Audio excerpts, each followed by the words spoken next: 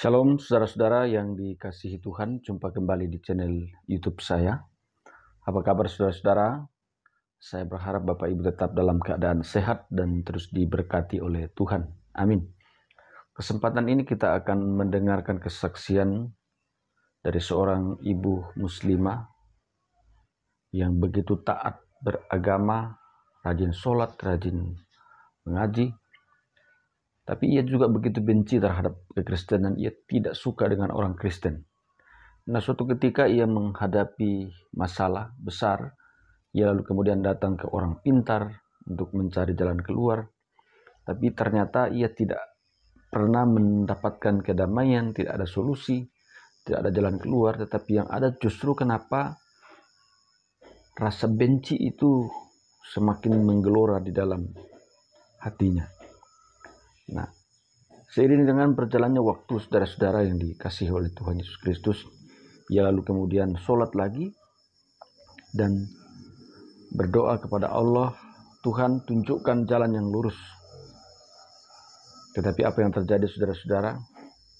Justru Yesus yang menjamah beliau. Justru Yesus yang menjamah beliau, akhirnya menghadapi lagi masalah. Tuhan menyatakan mujizat, Yesus menyatakan mujizat. Itu akhirnya beliau menjadi percaya kepada Yesus Kristus, bahkan ibunya pun menjadi terima Yesus sebagai Tuhan dan Juru Selamat. Ini sesuatu yang sangat luar biasa, saudara-saudara. Semoga hal ini dapat membuat kita semakin kuat, semakin semangat, ya, dapat mengedukasi kita, sehingga kita juga akan semakin bertumbuh di dalam iman kepada Yesus Kristus. Karena kita percaya, kita imani bahwa orang Kristen itu adalah orang-orang yang sudah diselamatkan oleh Tuhan. Dia tidak akan binasa, melainkan beroleh hidup yang kekal. Dan tentunya kita bersyukur bahwa ibu ini sudah diselamatkan oleh Tuhan, sudah menerima kebenaran sejati. Dia tidak akan binasa, melainkan beroleh hidup yang kekal. Kita saksikan bersama-sama. Shalom teman-teman semua dalam Tuhan Yesus Kristus yang dikasihi Tuhan. Amen. Selamat siang, saya mau bersaksi. Dari latar belakang kami semua orang muslim. Dan ya dulu kami juga ngaji dan sebagaimana keagamaan kami lakukan. Dengan perjalanan waktu, benar dulu kami pernah, saya pribadi itu sangat tidak suka dengan orang-orang Kristen. Saya tidak tahu kenapa itu. Tetapi dengan perjalanan waktu, di mana kami tidak mengenal kebenaran, tapi yang kami buru adalah kedagingan, yaitu hanya duniawi dan duniawi. Satu kali kita punya masalah yang luar biasa besar, tapi yang kita pahami, kita tahu, maaf, waktu itu kami hanya ke orang pintar dan orang dukun juga seperti itu. Tapi yang kita dapatkan bukannya damai sejahtera, melainkan itu hanya membuat kita semakin membenci satu sama lain. Dan kita sendiri itu tidak ada rasa untuk mengampuni orang. Nah, itulah yang membuat saya ini bingung loh. Saya berdoa, saya sembahyang, saya puasa, tetapi di dalam hati saya tidak ada damai sejahtera, itu tidak ada. Tetapi di mana, maaf, waktu itu saya memahami sedikit karena saya juga tidak begitu paham soal bahasa Arab, tapi di situ ada Al-Yaqurf ayat 61 yang mengatakan li ilmu li saati wa tamtaruna wa tabi'uni hadza siratal mustaqim. Yang artinya di situ Tuhan berfirman, Isa itu mengatakan, janganlah engkau ragu-ragu tentang hari kiamat. Hari kiamat itu ada. Ikutlah aku jalan yang lurus. Dari situ, nah, Tuhan itu waktu itu saya berdoa di atas rumah saya menghafalkan Fatihah waktu itu. Fatihah 7 kali tanpa bernafas. Ya. Tanpa bernafas? Iya. Jadi seperti ini. A'udzubillahi minasyaitonirrajim. Bismillahirrahmanirrahim. Alhamdulillahirabbil alamin. Arrahmanirrahim. Maliki yaumiddin. Iyyaka na'budu wa iyyaka nasta'in. Ihdinas siratal mustaqim siratal ladzina an'amta 'alaihim ghairil maghdubi 'alaihim waladdallin. Amin. Itu tidak boleh bernafas waktu itu. Tetapi yang ketiga kali saya ucapkan ada suara seperti ini. Melu aku. Oh, suara Betul, suaranya halus sekali. terdengar di telinga. Di telinga, meluo aku. Itu jam 12:30 malam. Saya Ibu turun. sholat tahajud. Iya, Oh. saya turun dari atas. Suami saya tidur, anak saya tidur. Mhm. Siapa tadi yang Bicara. panggil saya, bicara Iya. saya? Saya lanjutkan lagi, itu lagi. Jadi 3 kali bilang, meluo aku. Yang terakhir lebih keras lagi, meluo aku. Seperti itu saya turun di rumah saya. Dari atas saya turun. Kok enggak ada orang ya? Nah dari situ saya benar-benar, ya Allah Gusti, jalan sing lurus iki sing kepiye? Ya Tuhan, ya Allah, jalan lurus itu yang bagaimana? Pimpin saya. Seperti itu. Nah, dengan perjalanan waktu, maaf Mama itu juga senang sekali dengan perdukunan dan sebagainya, di mana kami juga isi rumah itu sakit semua. Sakitnya yang tidak kunjung sembuh, berkali-kali ke rumah sakit, pulang Mama dan juga Bapak dan saya sendiri suami gitu. Lah, setelah terakhir kali yang membuat saya benar-benar Tuhan izinkan adik saya kecelakaan, dirawat di ruang ICU Ken Saras. Saya dengar rumah sakit ini yang bikin orang Kristen. Malam-malam saya berdoa, bersujud di situ. Kalau ini memang rumah sakitnya orang Kristen, pasti ada Tuhan Yesus di sini. Tolong berilah kesempatan untuk saya bicara sama adik saya. Tolong kalau memang dia tidak bisa tertolong, izinkan saya bicara besok 1 hari saja untuk bicara. Nah, dalam waktu itu, besok itu saya bicara malamnya tadi, tapi paginya hari jam 10 adik saya dinyatakan meninggal dunia. Saya berdoa lagi, bersujud, Tuhan tolong izinkan saya melihat adik saya mau bicara. Kalau setelah itu Engkau yang maha adil, yang maha agung, silahkan Tuhan, sekiranya hati kami diberi keikhlasan. Seperti itu saya bersujud, Tuhan dengarkan, hidup lagi. Tadinya sudah mati jam Sudah 10 mati, pagi. jam 10 pagi sudah dinyatakan meninggal dunia. Karena itu apa yang dipasang di dalam nurut-nurutnya itu sudah benar-benar tidak ada. Rata. Sudah rata. Dokternya bilang, maaf Ibu, kami sudah maksimal mungkin untuk tolong adik Ibu, tapi adik Ibu sudah tidak tertolong. Tidak, saya mau bicara, Tuhan Yesus pasti tolong waktu itu, seperti itu. Padahal Ibu masih di agama yang lama. Iya, masih di agama yang lama, karena saya hanya dengar rumah sakit ini yang membuat orang Kristen. Hanya seperti itu. Boleh tahu Bu, kenapa kok Ibu di rumah sakit itu kok berdoa kepada Tuhan Yesus? Apa yang terjadi pada waktu itu? Karena dari kebingungan saya. Dari kebingungan? Iya, karena maaf waktu itu saya berdoa seperti ini, seperti itu, tidak ada damai sejahtera. Saya bingung, tidak ada mujizat sama sekali. Yang jelas malah maksudnya Ibu sudah berdoa di keyakinan Ibu yang iya, lama. Tapi tidak ada mujizat. Tidak ada. Hanya kecewa, sakit hati, dendam, amarah, kebencian, hanya itu. Lah setelah saya bersujud di situ, adik saya dinyatakan hidup kembali. Selamat Ibu, adik Ibu masih hidup. Nah, saya bersyukur sama Tuhan Yesus, walaupun saya mau lihat Injil aja belum pernah lihat. Belum pernah. Mau bicara sama Pak Pendeta saja, pendeta itu yang bagaimana, saya tidak pernah lihat. Seperti itu. Jadi intinya waktu itu hanya berdasarkan saya imani Tuhan orang Kristen itu benar-benar luar biasa. Sing tak krungu, yang saya dengar, orang mati bisa dihidupkan. Yes. Itu.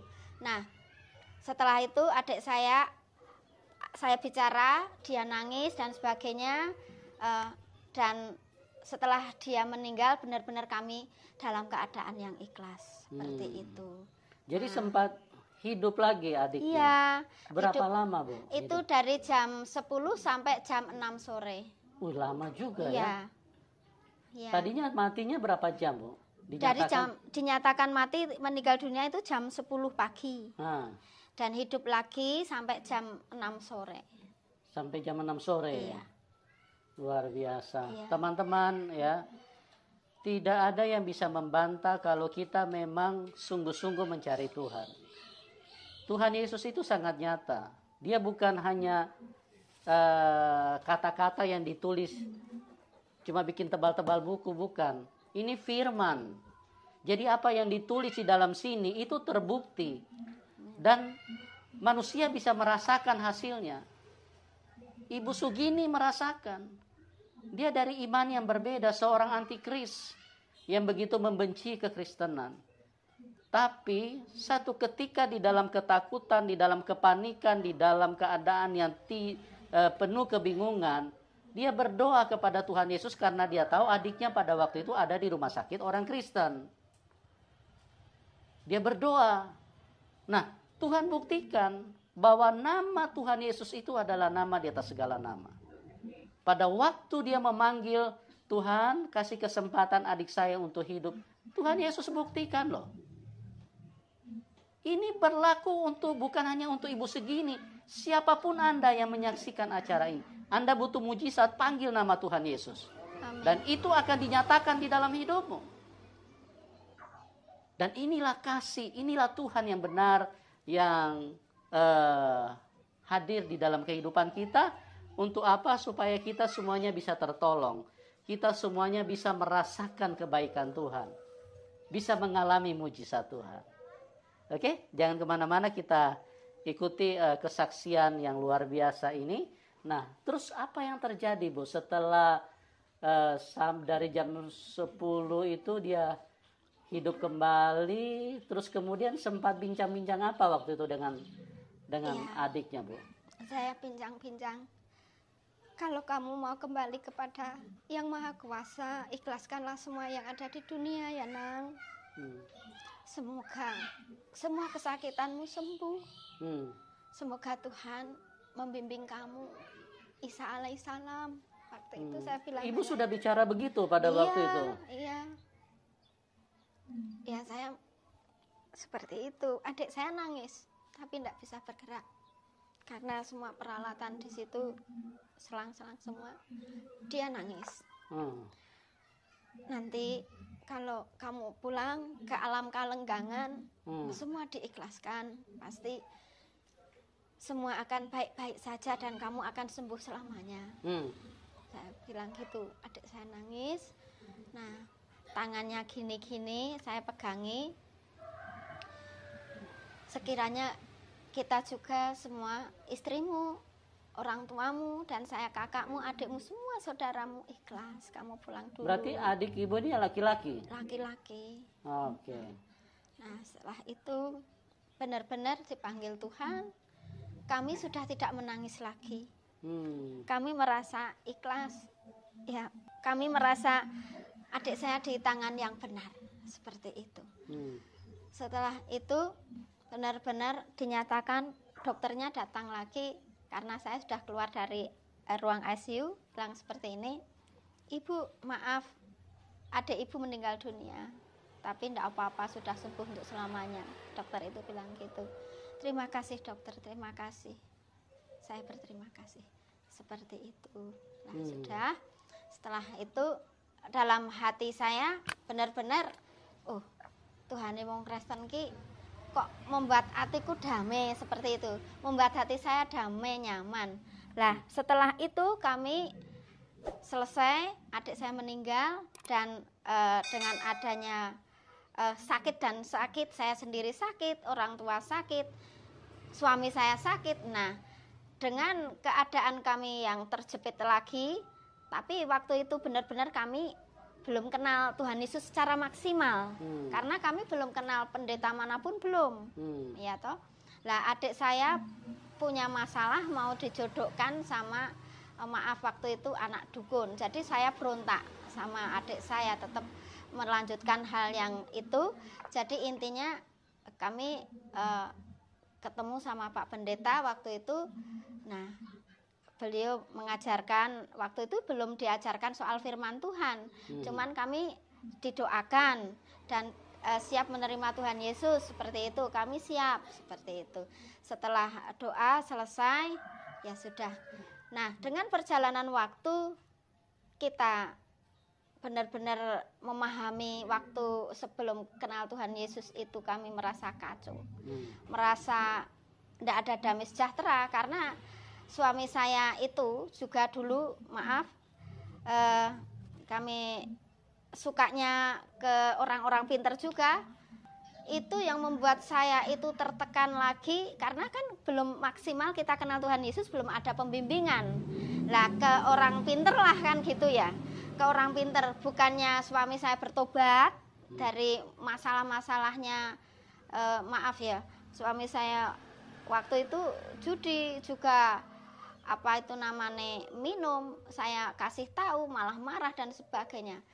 Itu jadi gini, intinya saya dengan semampu saya berdoa puasa. Waktu itu yang saya lakukan pemahaman saya. Nah, waktu itu pemahaman saya pokoknya puasa 3 hari 3 malam tanpa minum, tanpa makan. Tolong Tuhan, aku ingin ketemu Tuhan yang benar-benar lurus, Tuhan saya. Tolong Tuhan Yesus, bertemulah, tolonglah saya, pokoknya saya seperti itu. Walaupun beberapa waktu yang lalu sudah dengar itu melu aku, tetapi kan saya tidak respon. Tidak, dan juga belum mengerti siapa Tuhan Yesus ya. Belum mengerti sama sekali. Nah, setelah saya berdoa dan puasa, benar-benar Tuhan itu menemukan saya dengan seorang pendeta yang dari Delanggu sana. Nah, dari Delanggu sana untuk membimbing kami, dan terjadi juga keyakinan iman saya lebih tumbuh lagi dikarenakan apa? Mama saya pulang dari pasar itu sehat walafiat. Beliau nyuci, nyapu dan sebagainya. Maaf karena beliau dulu belum kenal Tuhan Yesus, jadi semua anaknya itu dimarah-marahi, termasuk saya. Dimarah-marahi ndak habis-habis. Setelah saya selesai dimarahi, saya pulang. Jam 1:30 malam tiba-tiba mama itu sakit tidak terasa. Beliau tiba-tiba buang air kecil, buang air besar tidak terasa. Itu kira-kira jam 2:30 pagi.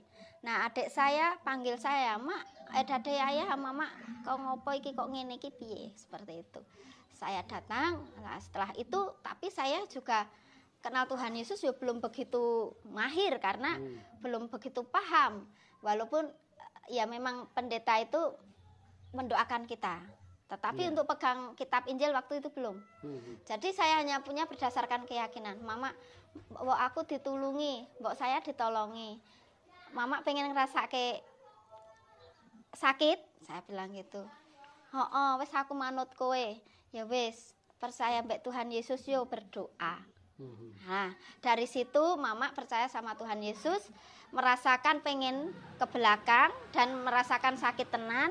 Nah, itu kuasa Tuhan. Saya berdoanya cuma seperti ini, Tuhan Yesus tolonglah jamah mama, berilah rasa sakit supaya beliau merasakan mau ke belakang atau kemana, Tuhan izinkan beliau merasakan akan hal itu. Dalam nama Tuhan Yesus, amin. Seperti itu. Lah, tiba-tiba mama jam 4:30 pagi, wah aku mbok gawe nang rumah sakit. Saya mbok dibawa ke rumah sakit. Sebentar toh mak, nek yahene iki rumah sakitnya rung buka.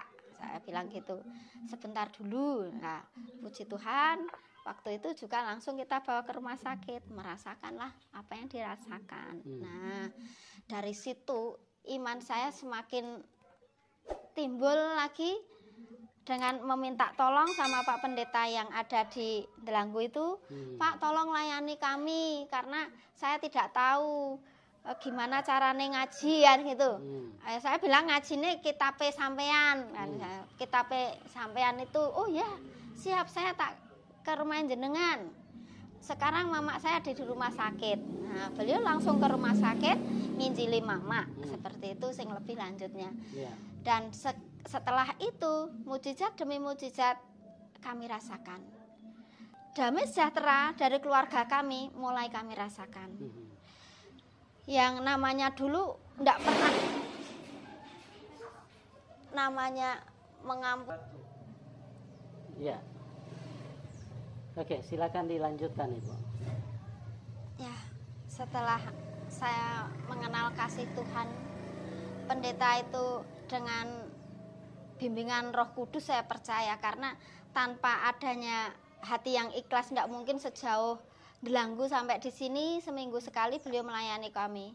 Pakai motor, hujan deras dan sebagaimana mungkin. Itu betul-betul luar biasa rencana Tuhan.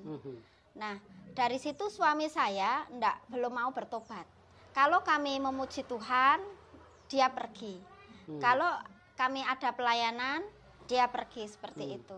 Nah, tapi dengan kasih Tuhan yang luar biasa, yang Tuhan saya imani, damai sejahtera itu pasti ada. Amen. Jadi dengan perjalanan waktu, Mama sudah terima Tuhan Yesus, Mbah Kakung suamine Mama sebelum beliau meninggal juga sudah terima Tuhan Yesus. Itu yang membuat saya sukacita. Karena benar-benar saya merasakan damai sejahteranya Tuhan itu benar-benar membuat satu, hati nyaman. Dua, kecemasan, khawatir apapun itu benar-benar tidak ada. Karena di saat saya bersujud sama Tuhan, Tuhan Yesus, sungguh di dunia ini penuh orang-orang yang jahat. Tetapi di tangan kuasa-Mu saya berserah penuh, saya tidak mau hidup khawatir ataupun cemas. Saya mau hidup sukacita bersama Engkau, bersorak-sorai selamanya bersama Engkau, memuji-muji nama-Mu bersama Engkau. Dengan perjalanan waktu, saya terima Tuhan Yesus. Ya, namanya juga kita orang teman-teman saya mengatakan, loh, kamu jadi Kristen kafir najis. Waduh, saya tidak kafiran, saya bilang gitu. Saya ke tangan yang benar. Ya maaf kalau anggapanmu seperti itu urusan kamu. Tetapi yang penting saya mendoakan kamu yang terbaik. Seperti itu. Jadi waktu itu beberapa saat juga mereka menjauhi saya dikarenakan saya terima Tuhan Yesus. Dan saya kan sebagai pedagang bunga potong, untuk itu ada orang-orang yang mengintimidasi lah seperti itu. Wah, tuku ke kamu jangan beli bungane gini, wong bungane gini ki saiki dadi wong Kristen seperti itu. Nah, dengan seperti itu juga saya merasa, loh, kok jadi seperti ini, tengkulak-tengkulak, maksudnya pedagang-pedagang yang saya layani mundur satu persatu. Waduh, ini bagaimana? Tetapi saya tetap bersujud sama Tuhan. Tuhan pulihkan. Tuhan, aku percaya rencanamu lebih luar biasa. Dengan seperti itu Tuhan, saya percaya Engkau sendiri yang akan mengembalikan bisnis-bisnis saya. Nah, dari situ Pak, saya dengan perjalanan waktu ke sini, dari setelah saya terima Tuhan Yesus itu benar-benar mujizat damai sejahtera ada. Mujizat yang lain, kesembuhan, dan sebagaimana yang dulu Mama itu sakit-sakitan, tapi kami percaya Tuhan Yesus akan mengangkat semua kesakitan itu. Amin. Luar biasa. Mama sendiri waktu mau operasi dan sebagainya, nah juga kita doa puasa, Tuhan yang tolong yang jamah seperti itu. Jadi saya pribadi setelah terima Tuhan Yesus, waduh kok rawit biyen, kok ndak dari dulu kita terima Tuhan Yesus. Ternyata damai sejahtera luar biasa yang dari Tuhan. Nah, dengan perjalanan waktu, pendeta kami yang ada di Delanggur 2 tahun melayani kami diserahkan ke Pak Pendeta Budi tadi. Nah, tapi di beliau Pak Pendeta kami dulu, Pak Sarjono, memang benar-benar beliau jauh tapi selalu memperhatikan kami. Mungkin doa puasa gitu.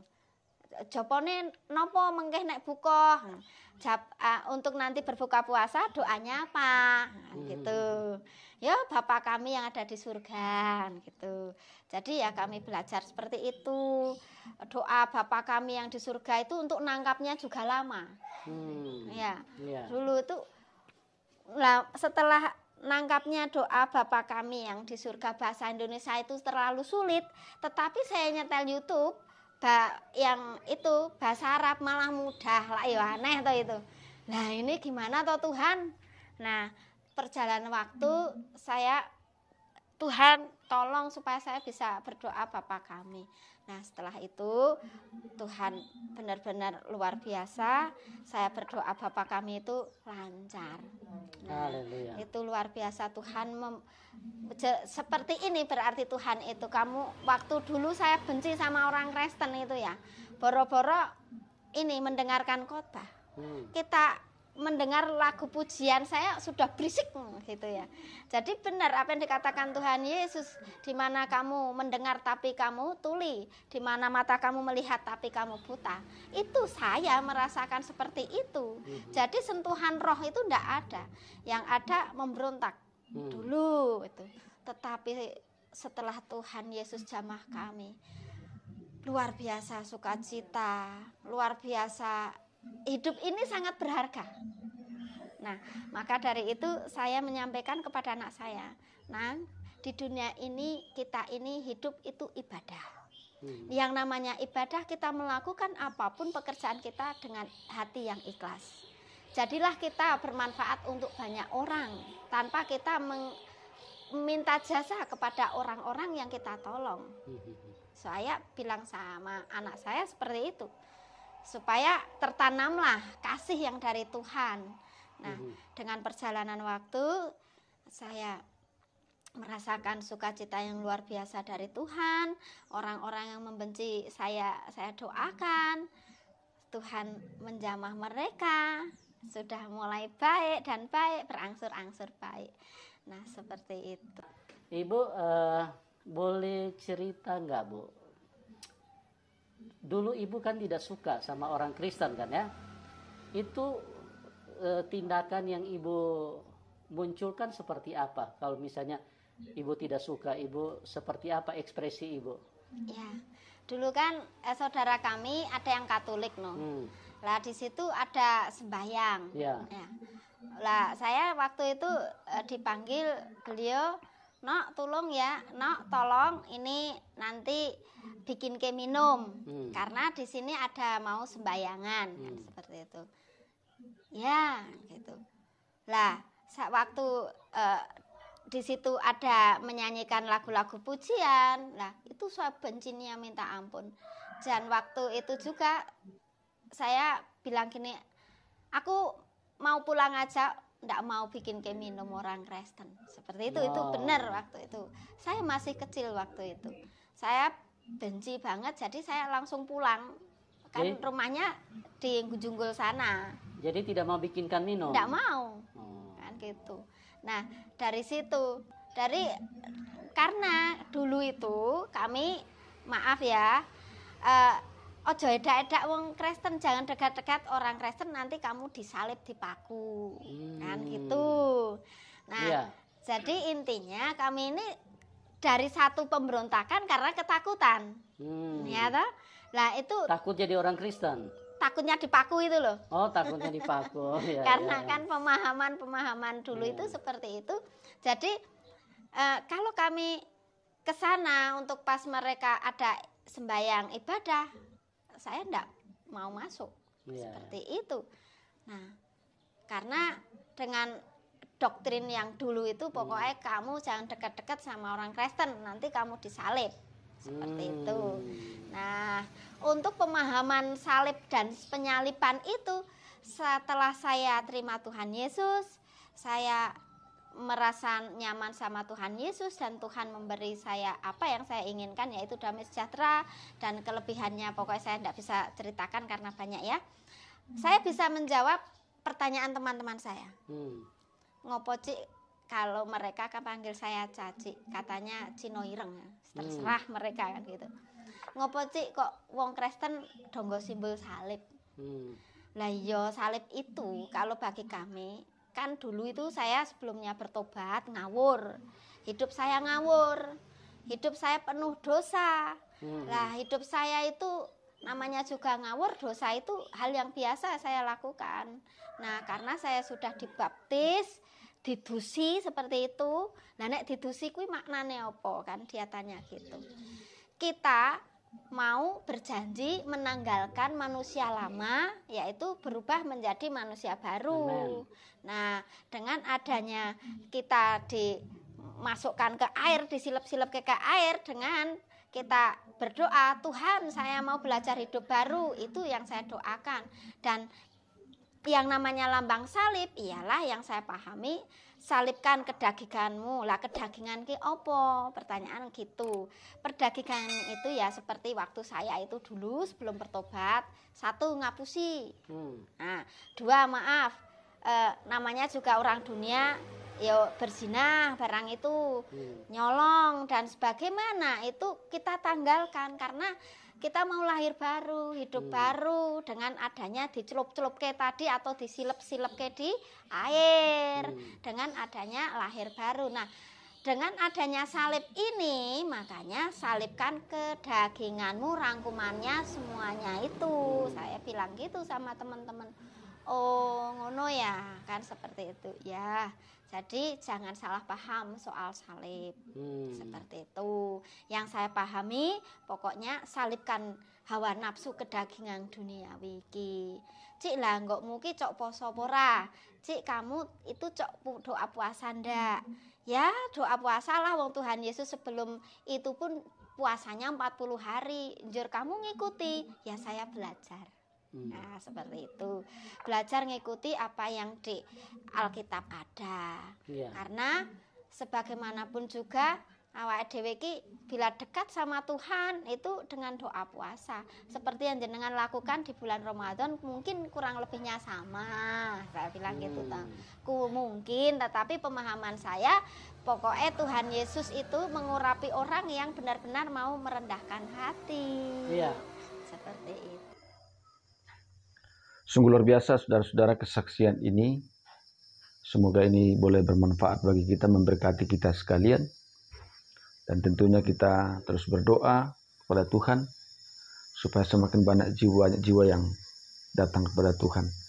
Kita berdoa kepada Tuhan supaya saudara dipakai oleh Tuhan untuk menjadi alatnya, memberitakan firman Tuhan, memberitakan Injil agar banyak orang yang diselamatkan.